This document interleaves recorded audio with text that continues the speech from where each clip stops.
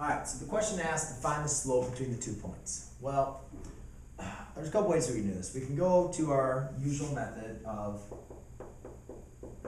the slope formula.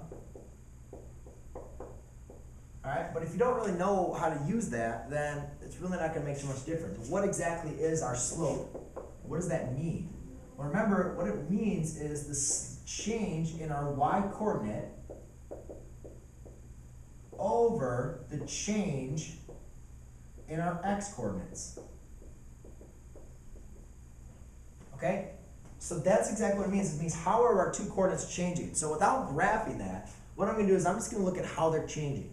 So let's look at, remember these are x and y, x and y. And a lot of you might say, well, how'd you get x2, y2? That's so confusing for a lot of students. Well, that's an x and that's an x, right? So I need some way to differentiate between the 2 x's. So we just give them these little x's, or these little 1s and 2s. They don't change the value. It's not a number 1 to multiply by 1 or anything like that. It's just a way to distinguish between which x is x. Are you talking about x1 or x2? Right? Because x1 is 8, x2 is -4. So it's just a way to distinguish between the 2 of them. So you could easily plug it into that formula, which I'm not going to have a problem with at all. However, if you just think of this in terms, you could say, I go from -3 to -12. How did I change? What did I do? And to go from -3 to -12, you could say, well, you had to subtract 9. Right? I had to go down 9 units to go from -3 to -12.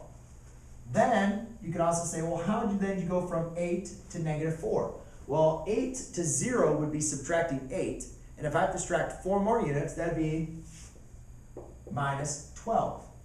Well, now I can reduce this, all right, to give me, I can divide the top and the bottom both by 3 to give me a positive 3/4.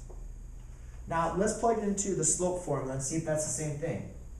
M equals, let's just do y2, which would be -12 minus -3, or minus a -3, all over -4 minus 8. All right, so -12 minus a -3, that's a double negative, so that's going to cancel out. So that'll be left with a -9 over a -12. That reduces again down to 3/4. So therefore you can see either way, if you just want to look at, just say it out loud, what is the change from one coordinate to the next, from one value to the next one, or if you want to plug it into the slope formula, that's fine as well. All right?